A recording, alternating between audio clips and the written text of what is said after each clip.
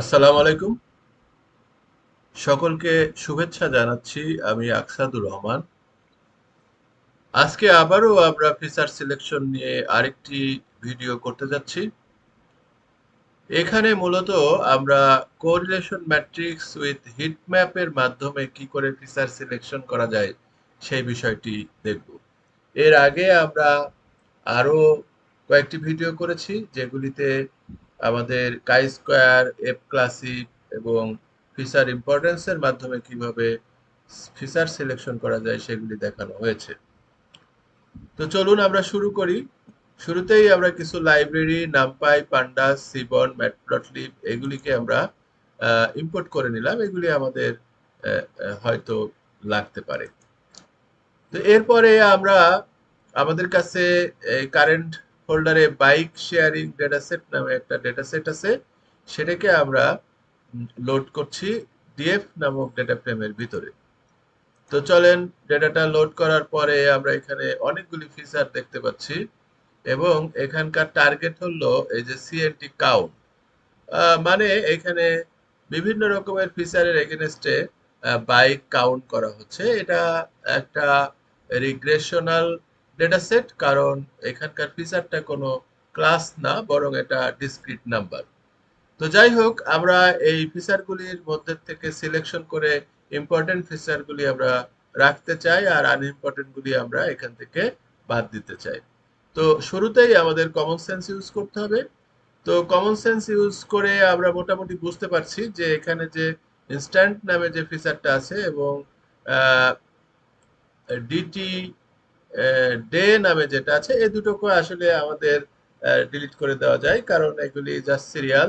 So আমরা যেটা করলাম যে ডেটা ফ্রেমের ভিতর থেকে প্রথমে ইনস্ট্যান্ট ফিচারটাকে ডিলিট করলাম।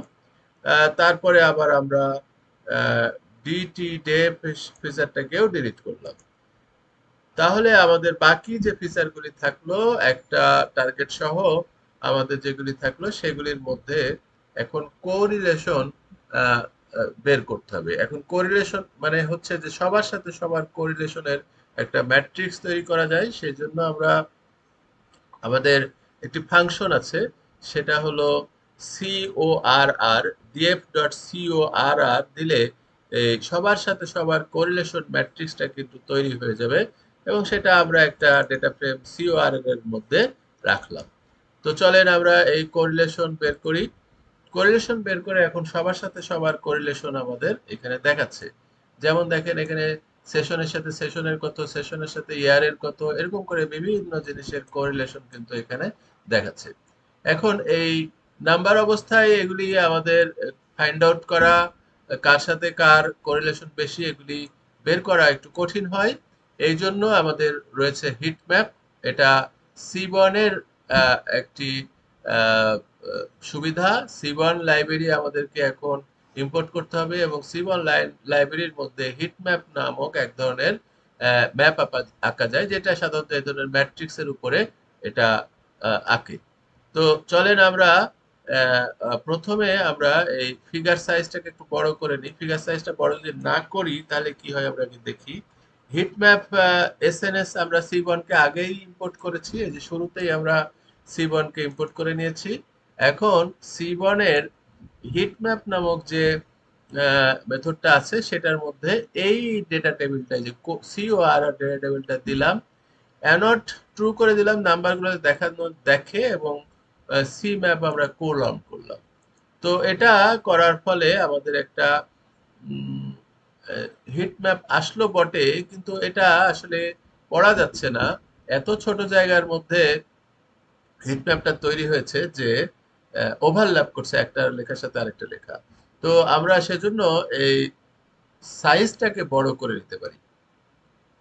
তো হিট ম্যাপটা আঁকার আগে আমরা চলেন এই পিএলটি ডট ফিগার দিয়ে ফিক্স সাইজ আমরা 14 বাই 10 এরকম একটা সাইজের হিট ম্যাপ আঁকি। এখন দেখেন খুব সুন্দর মতো কিন্তু আমাদের এই কোরিলেশন গুলি বোঝা যাচ্ছে। তো সবার সাথে সবার কোরিলেশনের একটি হিট ম্যাপ আমরা দেখতে পাচ্ছি। আমাদের এই যে কাউন্ট যেটা আছে, কাউন্টের সাথে আহ, আমাদের কোরিলেশন দেখতে হবে অন্য কারো কোরিলেশন কেমন আছে। সিজনের সাথে সিজনের কোরিলেশন এক, তারপরে ইয়ারের সাথে ইয়ারের কোরিলেশন এক, সবার সাথে সবার কোরিলেশন তো এক তো হবেই। কিন্তু আমাদের মূল বিষয় হলো যে এই যে যেটা আমাদের টার্গেট আছে বা ডিপেন্ডেবল ভেরিয়েবল আছে কাউন্ট, তার সাথে সবার কোরিলেশন কত, সেটাই আমাদের দেখার বিষয়। তো দেখেন এখানে আমরা দেখতে পাচ্ছি যে রেজিস্টার্ড এর সাথে এই কাউন্টের কোরিলেশন 0.97। আমরা জানি যে 0.97 মানে এটা খুবই হাই কোরিলেশন। তো এরকম কোরিলেশন হলে সেই ফিচারটার গুরুত্ব থাকবে সব থেকে বেশি। আর যাদের কোরিলেশন কম, যেমন ধরেন এখানে আমরা দেখতে পাচ্ছি যে এই যে যেমন -0.031, এটার আসলে কোনো হলিডে, এটার কিন্তু কোনো গুরুত্ব বা সম্পর্ক নাই আমাদের এই কাউন্টের সাথে। তাহলে আমরা এই হলিডেকে এখান থেকে বাদ দিতে পারি।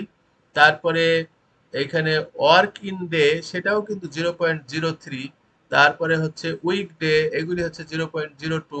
এই 0.0 ওয়ালা সবগুলিকে আমরা আসলে বাদ দিতে পারি। তো এইভাবে আমরা, তারপরে এখানে 0.093 উইন্ড স্পিড, এটাকেও আমরা বাদ দিতে পারি।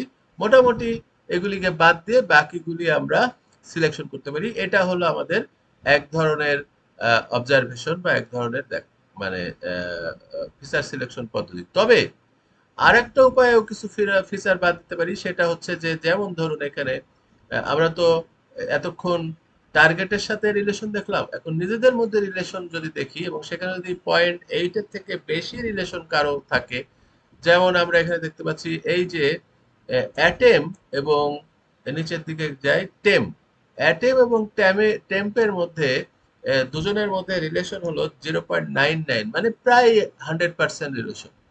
এই ক্ষেত্রে যেটা হবে যে এই দুইটা ফিচার আসলে একই রকম ফিচার, কারণ যেহেতু তাদের রিলেশন খুব বেশি, তো আমাদের এইখানের মধ্যে যে কোনো একটাকে যদি আমরা সিলেক্ট করি তাহলেই হবে। তাহলে আমরা হয় টেম বা অ্যাটেমকে আমরা বাতিল করে দিতে পারি। কারণ কি? কারণ দুজনের মধ্যে কোরিলেশন খুবই বেশি, সো দুইটা রাখার আমাদের কোনো দরকার নাই। সো এখান থেকে আমরা মোটামুটি 3-4টা ফিচার কমিয়েছি। আবার এখান থেকে আমরা ধরেন এই অ্যাটেমকে কমিয়ে দিলাম। তারপরে আমরা এখানে দেখতে পাচ্ছি যে এই যে মান্থ, এটা 83, এর সাথে কোরিলেশন হলো সিজন। সিজন আর মান্থের কোরিলেশন খুবই বেশি, 0.83। তো এদের দুজনের মধ্যেও যে কোনো একজনকে রাখলেই আমাদের হবে, একটা ফিচারকে রাখলেই হবে।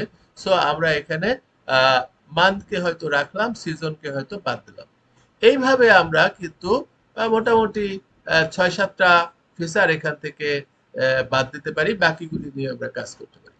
তো এতক্ষণ আমরা এই কোরিলেশন পদ্ধতিতে হিট ম্যাপ তৈরি করে কি করে ফিচার সিলেকশন করতে হয় সেটা আমরা দেখলাম।